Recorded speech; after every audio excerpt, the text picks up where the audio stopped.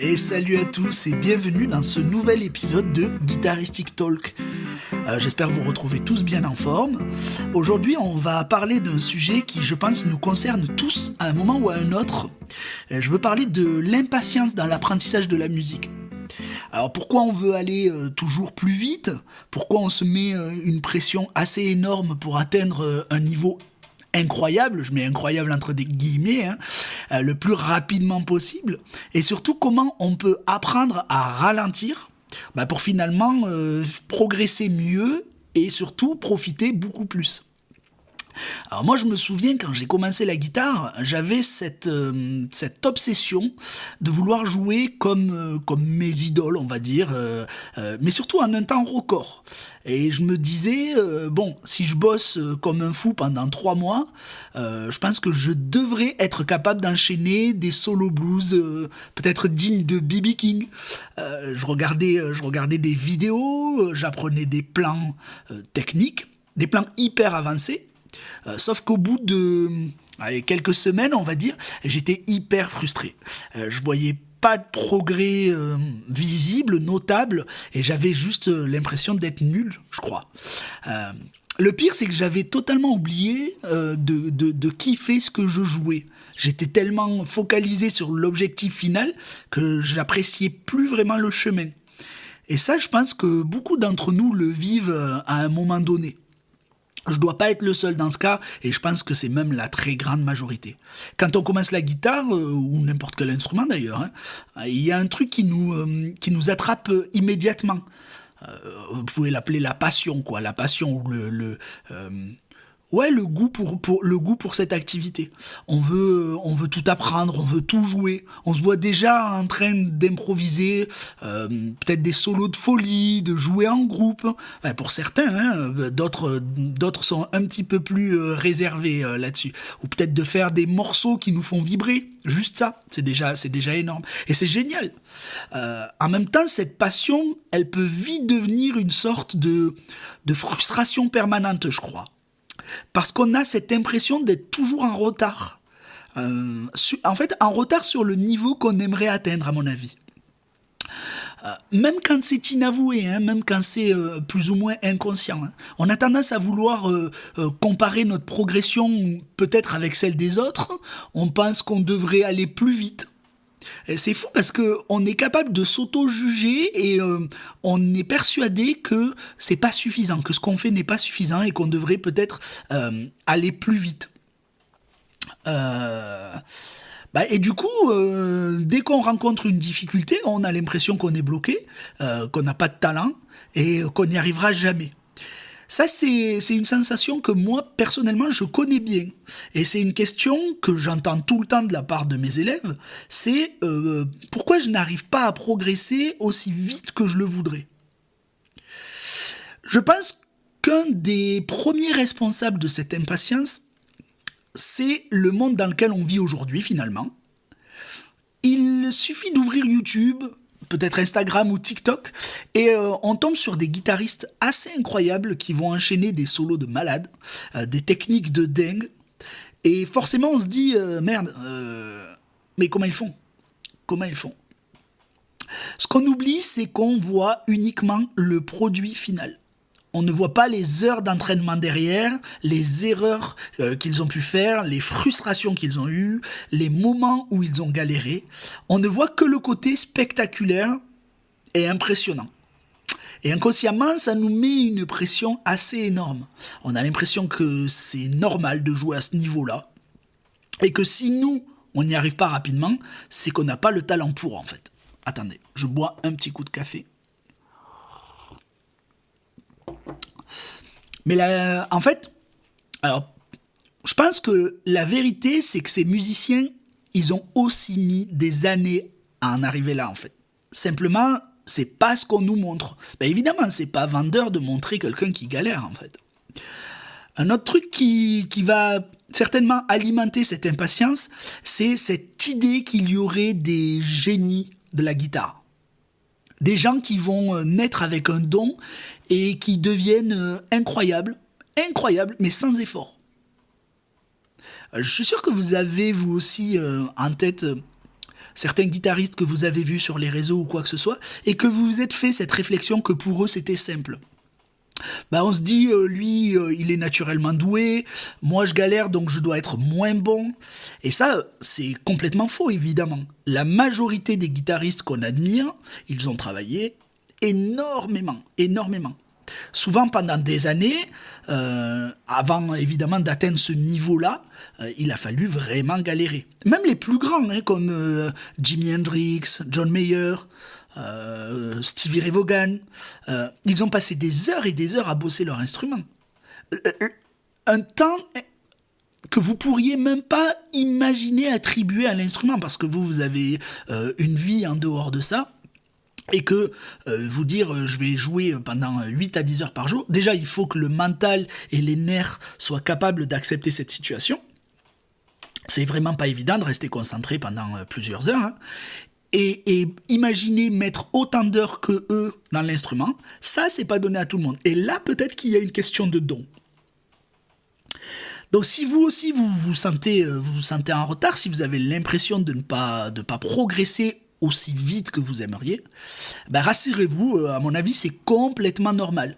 C'est pas un manque de talent, c'est juste que vous êtes en train d'apprendre, comme tout le monde. Vous savez, je raconte toujours cette anecdote, mais imaginez un gamin, un gosse qui va apprendre la guitare ou un instrument de musique, peu importe, et on le met dans des cours à l'âge de 8 ans. Il arrive à 12 ans à un repas de famille un dimanche, et sa mère ou sa famille lui dit « Oui, joue-nous un petit truc ». Il a déjà 4 ans d'instrument, hein, et il va jouer un truc, un petit morceau assez sympa, hein, joli, mais pas non plus très professionnel. Et ce que toute sa famille va lui dire, c'est « Waouh, c'est magnifique ce que tu fais, imagine quand tu auras 20 ans, comme tu vas jouer exceptionnellement bien. » Oui, mais quand il aura 20 ans, il aura 10 ans, ou 12 ans, il a commencé à 8 ans, donc il aura 12 ans d'instruments et de pratique dans les pattes, en fait. Donc évidemment qu'il jouera bien, mais il aura 12 ans de pratique. Est-ce que vous pour ceux qui vont commencer maintenant, hein, ou qui ont commencé il y a 2 ou 3 ans, est-ce que vous projetez dans 12 ans ? Non, il faudrait que 1 an plus tard ou 2 ans plus tard, vous soyez déjà super bon. D'où la frustration. Vous ne vous laissez pas le temps qu'on pourrait attribuer à un enfant. Alors vous allez me répondre que peut-être vous l'avez pas ce temps-là ou quoi que ce soit, mais en fait, on s'en fout en fait. Le temps qu'il faut, c'est le temps qu'il faut. Et vous pouvez essayer de squeezer ça. Il y a un minimum de temps pour que le cerveau et les membres apprennent à faire les choses, pour que vous pour acquérir du vocabulaire, peut-être pour avoir une culture musicale suffisante. En tout cas, tout ça, il faut du temps. Alors un autre gros piège dans lequel il faut éviter de tomber, à mon avis, ce sont les méthodes qui vous promettent des progrès ultra rapides. On voit souvent des titres du genre « Apprends la guitare en 30 jours ». Ou attendez, pourquoi pas joue comme un pro en 2 semaines, ou avec ces 5 astuces, tu vas maîtriser les solos. Et c'est hyper tentant d'y croire en fait. On se dit si cette méthode existe, c'est que je peux progresser vite. Mais en réalité, la réalité c'est qu'il n'y a pas de raccourci magique. Alors bien sûr, hein, certaines méthodes peuvent être bien pensées, il y a aucun problème là-dessus, et vous faire gagner un peu de temps, mais elles remplaceront jamais le fait de prendre le temps d'apprendre et de répéter. Rien ne remplace le fait de faire ça, de refaire et de laisser le cerveau assimiler. Ça, vous pouvez pas passer outre. Votre cerveau est comme tous les autres cerveaux, il a besoin d'un maximum de répétition et d'un maximum de temps pour enregistrer. Donc si vous avez testé ces fameuses méthodes entre guillemets miracles et que vous avez été frustré, c'est pas vous le problème. C'est juste que l'apprentissage d'un instrument, ça fonctionne pas comme ça. Un autre facteur qui nous rend, à mon avis, impatients, c'est qu'on confond souvent comprendre un concept et le maîtriser réellement. Par exemple, vous regardez une vidéo sur un plan blues, vous comprenez sans problème comment ça marche, et vous vous dites ok c'est bon, je sais le faire.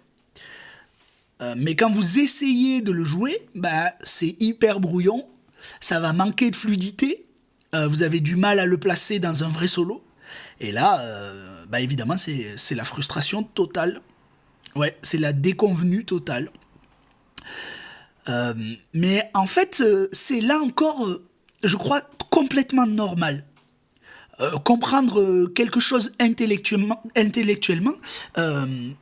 c'est une chose, c'est cool, mais l'intégrer physiquement dans ses doigts et en faire un réflexe, ça c'est un autre processus. Et ça prend beaucoup, beaucoup plus de temps. Donc, au lieu de se dire je suis nul parce que j'arrive pas à appliquer immédiatement, il faut comprendre que c'est juste un passage normal de l'apprentissage. Donc vous voyez, notre impatience, elle vient de plein de choses, plein de facteurs.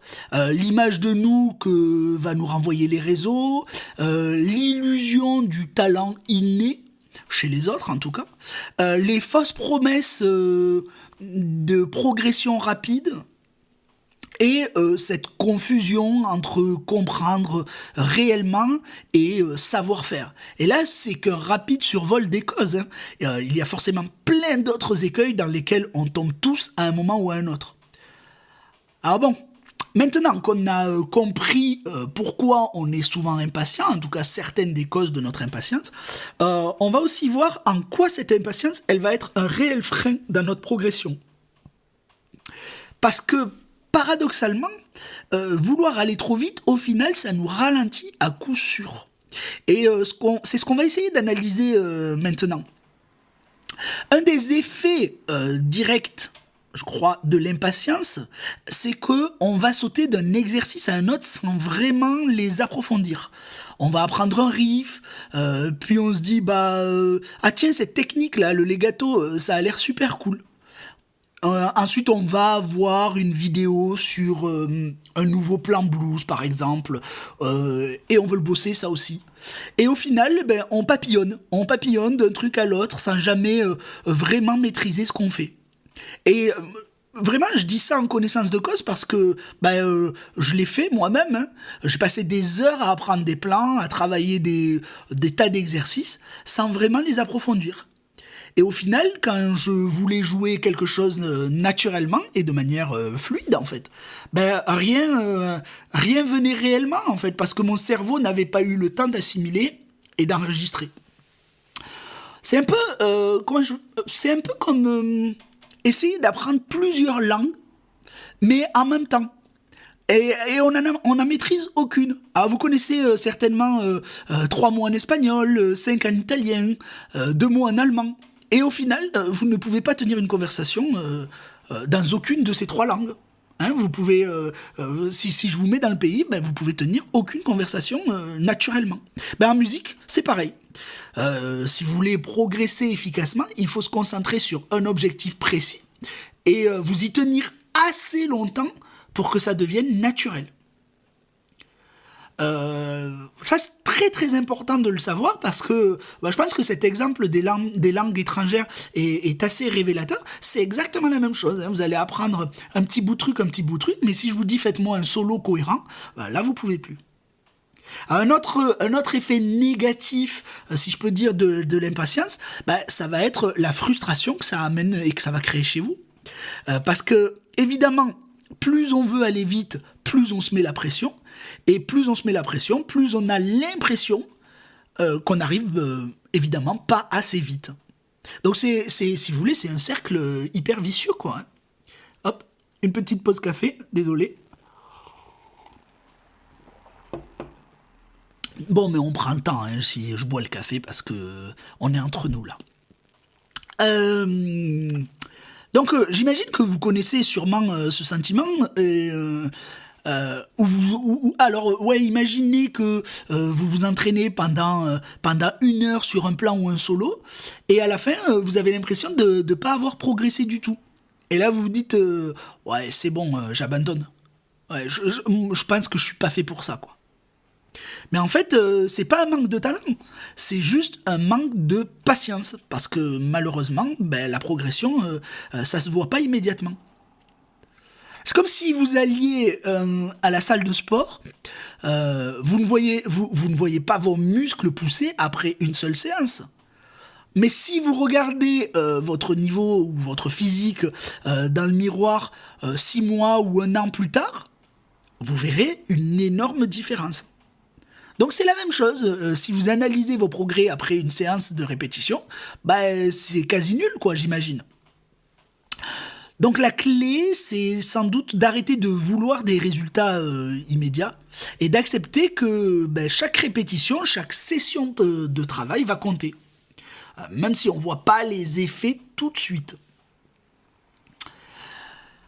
Alors bon, il y a encore plein de conséquences à l'impatience, mais par exemple, le manque de plaisir. Le manque de plaisir, oublier pourquoi on joue. Ça, c'est peut-être la conséquence la plus triste de l'impatience. Parce qu'elle nous fait oublier pourquoi on a commencé la musique au départ. À force de courir après un niveau, on oublie juste de profiter du moment là, du moment présent. Et parfois, ça va durer sur une longue période et c'est difficile à vivre, ça. Hein. Je crois que ça, c'est vraiment quelque chose d'extrêmement frustrant et d'extrêmement difficile à vivre. Donc moi, ça m'est arrivé plusieurs fois, être tellement focalisé sur un objectif que je prenais même plus de plaisir à jouer. Tout était devenu peut-être une question de performance au lieu de simplement apprécier la musique. Et ça, c'est un vrai problème. Si vous prenez pas de plaisir à jouer aujourd'hui, vous n'en prendrez pas plus demain. Il n'y a pas de raison quand vous aurez atteint un niveau supérieur. Parce que vous serez toujours en train de courir après un autre objectif, un autre niveau. Donc un truc essentiel, c'est de se reconnecter avec le plaisir de jouer maintenant, même si c'est juste un petit riff simple, ou un accord bien placé, bien plaqué, une note qui sonne bien, je sais pas moi, un petit bout de solo, peu importe. Et ça, c'est la vraie raison pour laquelle on joue de la musique, à mon avis. Donc pour résumer, vouloir progresser trop vite, c'est souvent le meilleur moyen de pas progresser du tout. On apprend mal, on se frustre, on oublie le plaisir de jouer, comme on vient de le dire, et au final, on se bloque complètement. Bon, c'est naturel tout ça, mais si vous le voyez arriver, vous pourrez peut-être éviter ce genre d'erreur et ce genre d'écueil, et vous dire oh oui, d'accord, j'ai cette impression-là, mais voilà, j'en ai déjà entendu parler, tout le monde passe par là, j'ai le temps, je vais prendre mon temps, il n'y a pas de raison. Vous savez, je dis toujours, et je l'ai même fait floquer sur les mugs que je vends dans la boutique, je dis toujours à mes élèves, joue lentement, l'Olympia peut t'attendre. Ou alors je dis, t'as pas réservé l'Olympia pour la semaine prochaine.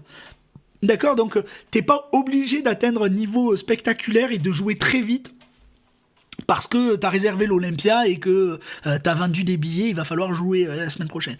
Donc prenez votre temps et demandez-vous vraiment pourquoi vous jouez. Est-ce qu'il y a urgence? Est-ce qu'il y a quelque chose qui vous presse? Alors ok, bon, mais maintenant qu'on a vu pourquoi l'impatience peut être un frein finalement, on va voir comment l'éviter et surtout comment progresser plus intelligemment, je dirais, sans stress et avec plaisir. Parce que le but, c'est pas juste d'apprendre des plans et des gammes, c'est vraiment les intégrer et pouvoir les jouer sans y penser. En fait, c'est ça qui vous fait rêver. Mais vous n'avez pas conscience que c'est de là que ça vient, que ce fantasme que vous avez, il vient du fait d'intégrer les choses pour les jouer sans y penser.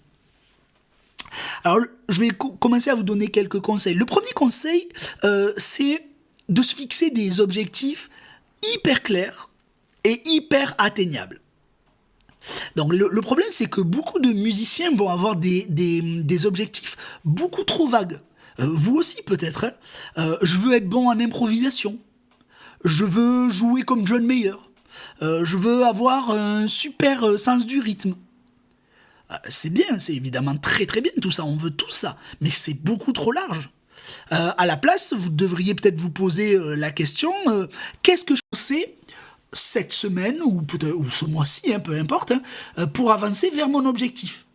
Un truc, ou deux, ou trois, peu importe, hein, suivant la tâche qui vous attend, mais des objectifs très très clairs sur un court laps de temps. Alors par exemple, des objectifs réalistes, je vais apprendre un seul plan blues et le jouer en rythme sur un backing track, bien le placer, m'assurer qu'il soit bien placé. Je vais travailler les accords barrés en les plaquant proprement, sans freeze par exemple. Ou je vais améliorer mon groove en jouant une rythmique funk.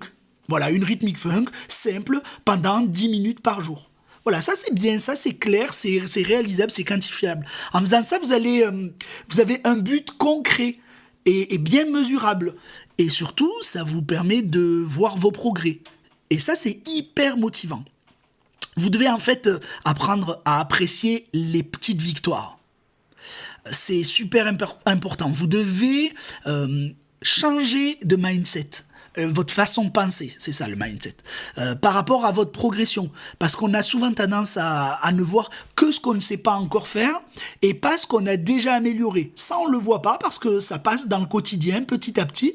On n'arrive pas à voir tous les petits progrès qu'on fait parce qu'on ne les a pas quantifiés en fait. Donc, mais par contre, on arrive très très bien à voir tout ce qui ne va pas. Désolé, hein, j'ai la voix certainement un peu cassée parce que c'est pour ça que je bois beaucoup, parce que j'ai une fin de grippe, je crois.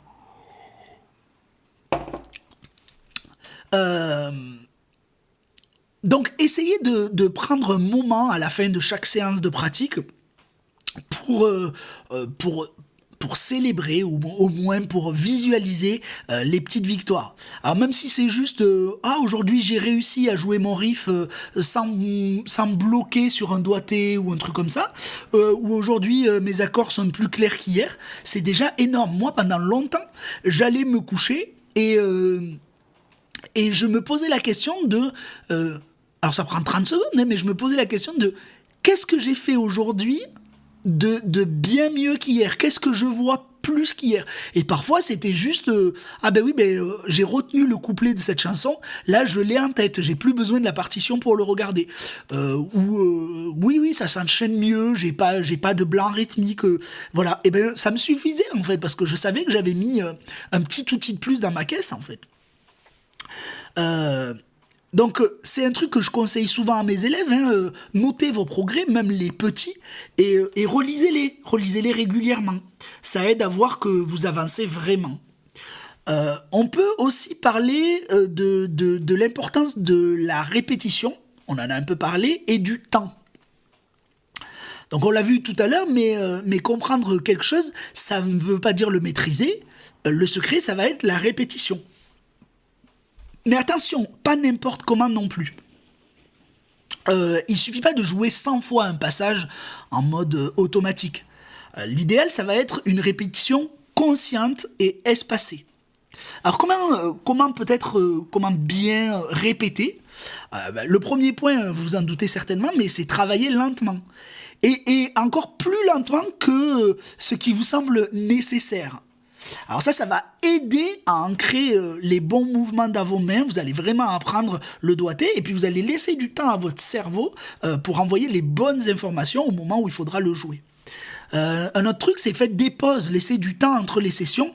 Ça permet effectivement et forcément à votre cerveau de mieux assimiler.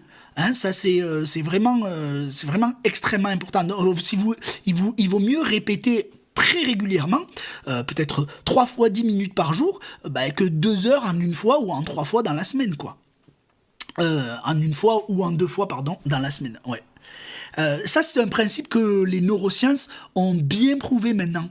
Le cerveau, il apprend beaucoup mieux en répétant un peu chaque jour plutôt qu'en essayant d'ingurgiter tout d'un coup. Après, évidemment, si vous avez 2 heures à attribuer à l'instrument tous les jours, vous apprendrez bien mieux que quelqu'un qui aura 10 minutes à consacrer à son instrument. Hein. Ça, c'est une évidence.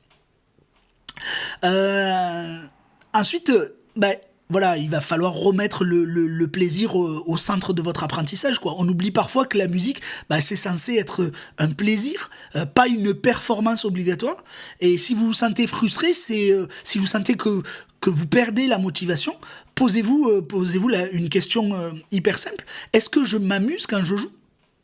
Peut-être que je vais essayer de vous donner, alors attendez que je réfléchisse, mais quelques façons de retrouver du plaisir quand on pratique.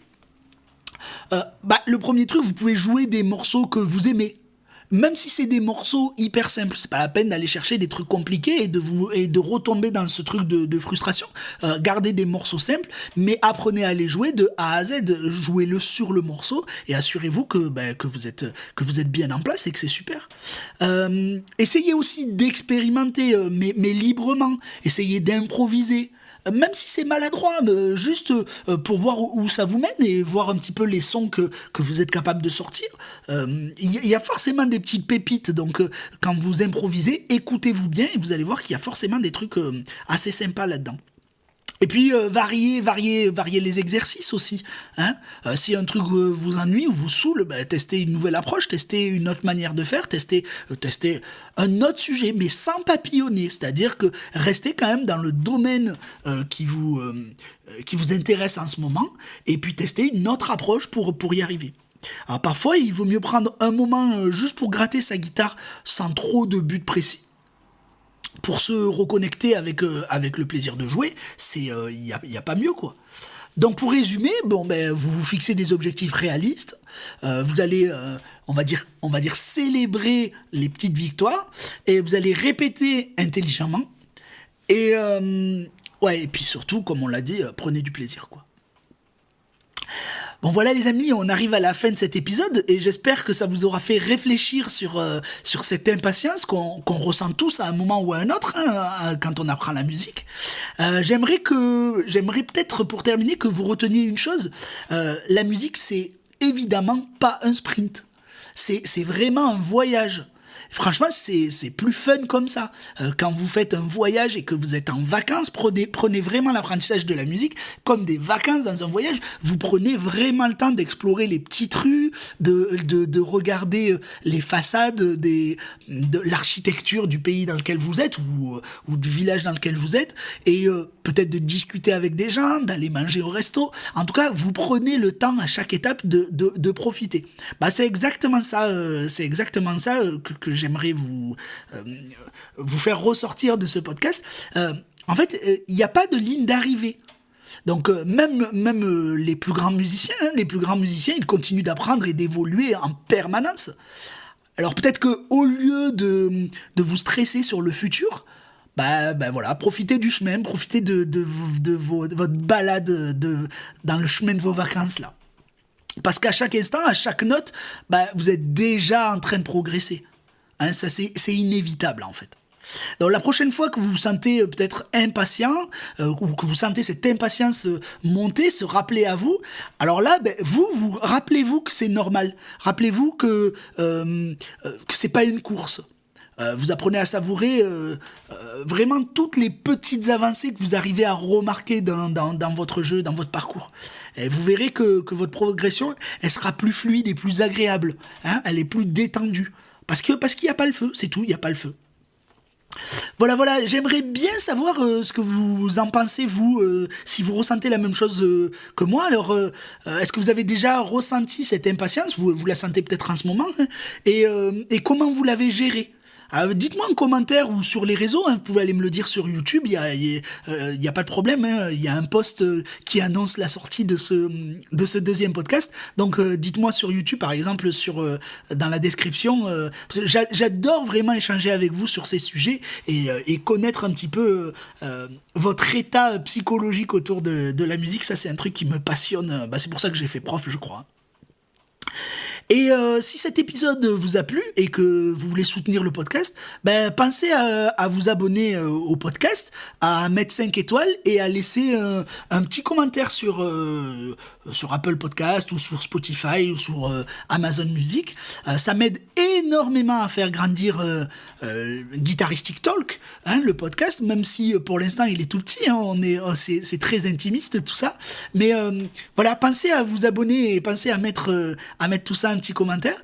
Je vais essayer de continuer à vous proposer du contenu, peut-être, j'espère, motivant et surtout utile. Voilà. Allez, merci encore à vous tous pour votre écoute et votre soutien. Et on se retrouve évidemment très bientôt pour le prochain épisode. Et d'ici là, prenez le temps de jouer et surtout, kiffez votre musique.